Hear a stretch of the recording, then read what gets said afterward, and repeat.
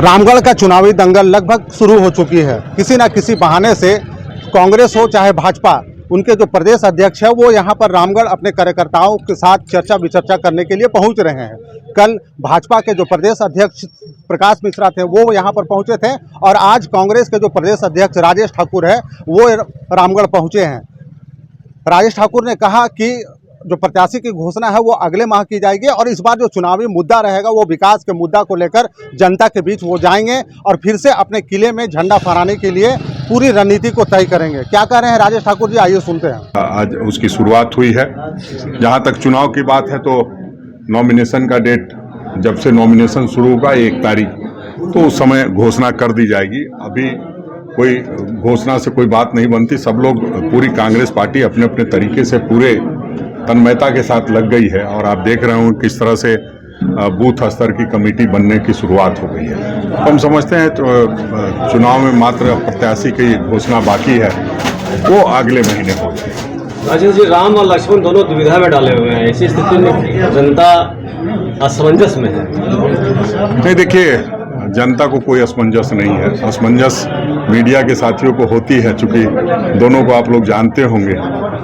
और कांग्रेस का उम्मीदवार कौन होगा पहले, वो तो जो लोग आवेदन करते हैं उस अनुसार काम होता है। सिर्फ आप 2 ही पे चर्चा मत कीजिए, और भी कई लोग होंगे जो लोग अपने अपनी तरफ से बातें कही होगी उन लोगों ने। तो ये बहुत महत्व नहीं रखता है कि कौन लक्ष्मण है कौन राम है।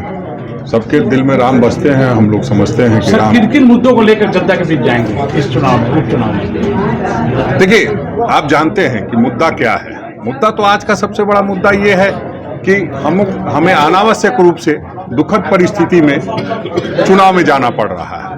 रामगढ़ के लोगों ने 5 वर्षों के लिए विधायक चुना था। एन केन प्रकारेण षड्यंत्र रच करके कहिए या जिस तरह से भी आंदोलन को कुचलने के लिए कहिए, जो डबल इंजन की सरकार थी उसने ये काम की शुरुआत की थी और उसको अंजाम तक पहुंचाने के लिए किस तरह से नेताओं का व्यवहार रहा है वो किसी से छुपा नहीं है। बॉडीगार्ड तक सस्पेंड हुए हैं, तो मुझे बहुत कहने की जरूरत नहीं है।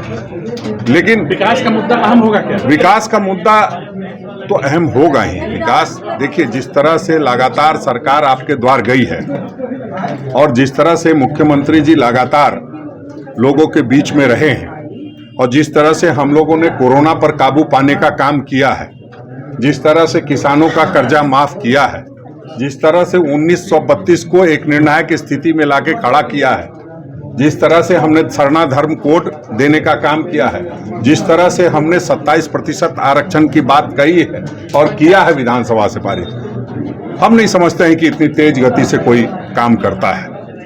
कोई भी सरकार रही हो, पिछले 22 वर्षों में जो चीजें एड्रेस नहीं हुई थी उसको हमने इधर 6 महीने में सबको एड्रेस करने का काम किया है।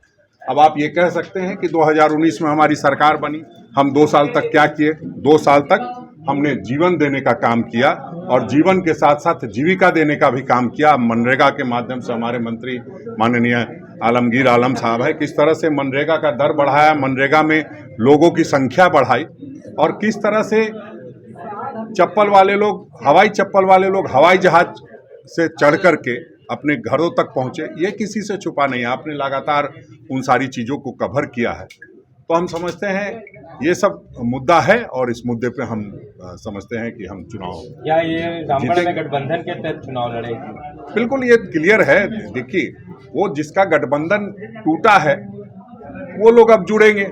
हमारा तो गठबंधन इंटैक्ट था, इंटैक्ट है, इंटैक्ट रहेगा। वामपंथी दल यहाँ से प्रत्याशी देने की बात कर रहे हैं। देखिए, अभी तो जब तक प्रत्याशी आ नहीं जाते हैं तब तक बहुत कुछ कहना लाजमी नहीं होगा। ये तो चुनाव है, इसमें हर राजनीतिक दल चाहता है कि हम अपने प्रत्याशी को खड़ा करें और उस पर किसी को कोई रोक नहीं है। हर को सोचने की आज़ादी है, समझने की आज़ादी है। हाँ, हमारा अपील सीधा ये है लोगों से कि रामगढ़ की जनता को न्याय करना है। रामगढ़ के लोग जो चाहते हैं वो कीजिए। अगर रामगढ़ के लोग चाहते हैं कि ममता देवी को न्याय मिले तो निश्चित रूप से उस अनुरूप ही उम्मीदवार उतारने का काम करें, ना कि किसी को वोट को या वोट काटने को या वोट बर्बाद करने के लिए कोई भी राजनीतिक दल अपना प्रत्याशी खड़ा करे। तो अभी आपने सुना कि क्या जो कांग्रेस के प्रदेश अध्यक्ष राजेश ठाकुर है वो कह रहे हैं कि विकास का अहम मुद्दा होगा इस बार जनता के बीच जाने के लिए, और पिछले बार के अपेक्षा इस बार भी कांग्रेस रामगढ़ विधानसभा में अपने परचम को लहराएगी। लगातार .in के लिए मैं रामगढ़ से दुर्वेद।